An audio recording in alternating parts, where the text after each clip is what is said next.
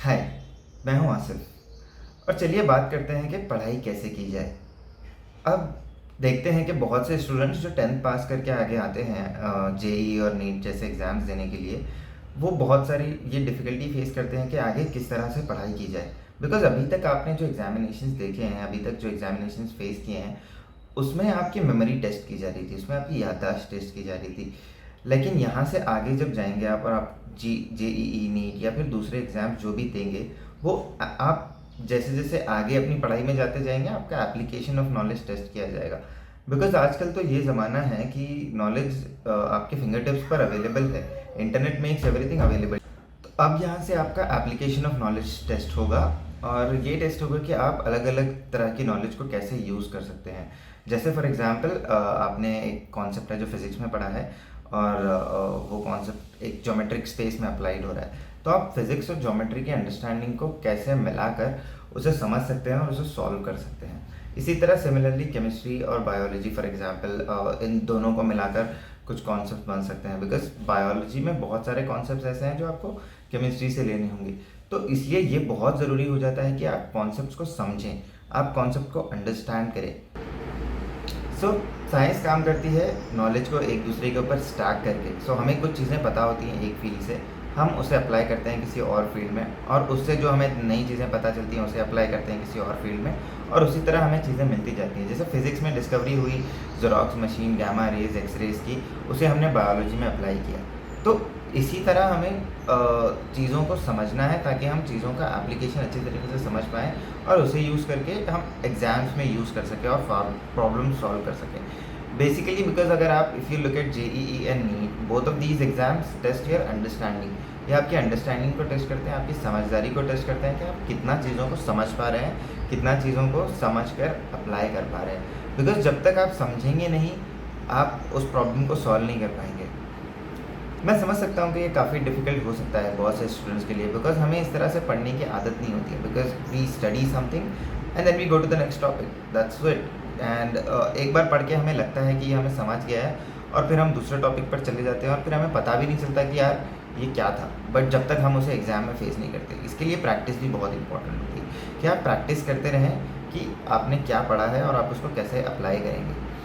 So for example, let's talk about energy. When I'm talking about energy, I'm talking about work done. When I'm talking about work done, I'm talking about force into acceleration. So force into acceleration हो गया, तो अब यहाँ पर acceleration आ गया। So जैसे ये train of thought है, आप एनर्जी के बारे में सोच रहे हैं, आप उसके बाद वर्क के बारे में सोच रहे हैं, फिर आप एक्सेलरेशन के बारे में सोच रहे हैं। और जब मैं एक्सेलरेशन की बात करूं, आपको पता होना चाहिए कि आप उसको वेलोसिटी से कैसे कनेक्ट कर सकते हैं, डिस्प्लेसमेंट से कैसे कनेक्ट कर सकते हैं, डिस्प्लेसमेंट में क्या चेंज होगा अगर आपका एक्सेलरेशन चेंज हो रहा है।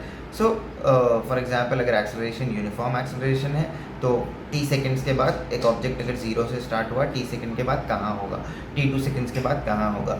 सो इस तरह से आप जैसे जैसे कॉन्सेप्ट को पढ़ते जा रहे हैं, आपको ये पता होना चाहिए कि आप उसको कैसे विजुअलाइज कर सकते हैं, कैसे इमेजिन कर सकते हैं। फॉर एग्जांपल, अगर if this acceleration is happening on a circular motion, an object starts at 2 metre per second, okay, after 5 revolutions if the acceleration is 5 metre per second square, उसकी speed कितनी होगी। सो आप इस तरह चीज़ों को कनेक्ट कर पाएँ, आप इस तरह चीज़ों को विजुअलाइज कर पाएँ, इमेजिन कर पाएँ कि अगर एक्सेलरेशन में चेंज ऑफ वेलोसिटी हो रही है, अगर वेलोसिटी में चेंज हो रहा है तो डिस्प्लेसमेंट में भी चेंज हो रहा है। अगर ये हो रहा है तो आप आगे भी कनेक्ट कर पाएँ कि अगर एक्सेलरेशन हो रहा है तो कहीं फोर्स कुछ अप्लाई हुआ होगा, फोर्स इनटू एक्सेलरेशन होगा, उसकी वजह से कुछ एनर्जी ट्रांसफॉर्म हो रही होगी। कोई मे बी काइनेटिक एनर्जी है, पोटेंशियल एनर्जी है, वो कैसे ट्रांसफॉर्म हो रहे हैं, कैसे चेंज हो रहा है। Maybe there is conservation of momentum as well, conservation of energy. So इस तरह से आपको सारी चीज़ें आप कनेक्ट कर पाएँ, एक दूसरे से विजुअलाइज कर पाएँ। आप ये जब ही कर पाएंगे जब आप इस चीज़ को अच्छे से समझते हो। अगर आपको सिर्फ फार्मूला याद है कि A is equals to delta V by delta S, you won't be able to solve it. You'll only be looking for just remembering formulas and putting things into those formulas. You won't be able to solve questions and you won't be able to actually crack JEE or NEET. For that you will have to understand these concepts. हम इस channel पर कुछ videos ऐसे cover कर रहे हैं जो आपको बेसिक समझाएंगे। बिकॉज ये भी होता है कि बहुत सारे स्टूडेंट्स 11th 12th में आकर ही इस चीज़ की इंपॉर्टेंस को समझते हैं, तो उसके लिए मैंने ये कोशिश की है कि मैं बेसिक से स्टार्ट करूँ। तो कुछ फिज़िक्स के बेसिक्स के वीडियोज़ हैं जिसे आप देखकर समझ सकते हैं कि ये चीज़ें क्या होती हैं, कैसे शुरू होती हैं, कैसे कैसे जो बेसिक चीज़ें हैं वो स्टार्ट डिफाइन कर सकते हैं, एक्सेलरेशन हो गया, एनर्जी हो गया और बहुत सी चीज़ें होगी। So we are building on things on top of each other and we are not just directly getting into solving problems. So आप इन बेसिक्स को देखें, बेसिक्स को अच्छी तरीके से समझें। चैनल को ज़रूर सब्सक्राइब करें बिकॉज बहुत सारा कंटेंट आगे आएगा।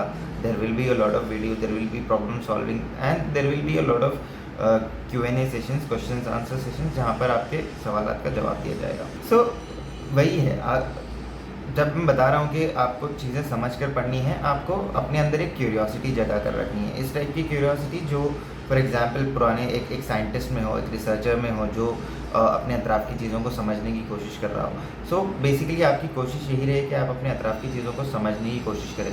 आप जब भी कोई कॉन्सेप्ट को सुने, आप उसको विजुअलाइज़ करें, आप उसको इमेजिन करें, आप उसको समझने की ज़्यादा से ज़्यादा कोशिश करें। अगर आपको नहीं समझ रहा है, that's a positive sign, that's a good thing कि आपको नहीं समझ पा रहा है। इसका मतलब कि आप कोशिश कर रहे हैं। बहुत से स्टूडेंट्स बिना समझने की कोशिश किए बस आगे चले जाएंगे और आगे जब फाइनल एग्जाम में बैठेंगे जब उनको रिग्रेट होगा। सो इट्स बेटर कि आपको अभी नहीं समझे। और इसीलिए बहुत ज़रूरी है कि जब आपको कोई चीज़ अभी नहीं समझ रही है, आप क्वेश्चंस कर रहे हैं, क्वेश्चंस पूछ रहे हैं, आप इंटरनेट पर ढूंढ रहे हैं, आप अपने फैकल्टी से पूछ रहे हैं, आप इस वीडियो के नीचे कमेंट कर सकते हैं, हमारे चैनल की किसी भी वीडियो के नीचे कमेंट करके आप पूछ सकते हैं। सो आप पूछते रहिए, जितना ज़्यादा सवाल पूछेंगे उतना ज़्यादा आप समझेंगे। तो ये बहुत ज़रूरी है, जब तक आप कोई चीज़ को अच्छी तरीके से समझ नहीं लेते आप आगे नहीं जाएंगे। अगर आप ऐसे आगे जाते जाएंगे, चीज़ों को, कॉन्सेप्ट्स को स्किप करते जाएंगे, तब आपको जाकर फाइनल एग्ज़ाम में काफ़ी डिफ़िकल्टी होगी कि हो क्या रहा है, आपको उतना समझ नहीं आएगा। सो उसके लिए बहुत ज़रूरी है कि आपका बेसिक स्ट्रॉन्ग हो, आपका फाउंडेशन स्ट्रॉन्ग हो। सो उसी के लिए वही मेरी कोशिश है कि जेईई और नीट के लिए जो फाउंडेशन कॉन्सेप्ट्स लगते हैं, वो फाउंडेशन कॉन्सेप्ट्स को मैं जितना हो सके कवर करूं, ताकि अगर आगे जाकर आप कहीं अटकते भी हैं तो आप फिर से आकर इन वीडियोस को रेफ़र कर सकते हैं। सो मैं रिक्वेस्ट करूंगा, if you are someone who starting JEE and NEET preparation, या फिर आपने शुरू कर दी और आप फिर थोड़ी सी डिफ़िकल्टी फेस कर रहे हैं, इन वीडियोज़ को फिर से गो थ्रू करें, चैनल को सब्सक्राइब करें, press the bell icon and keep asking questions and keep looking for sort of new things to come, so that you are understanding things and your concepts are getting clearer, so that when it comes to solving problems, when it comes to solving questions, you are well equipped and you have a better understanding of things.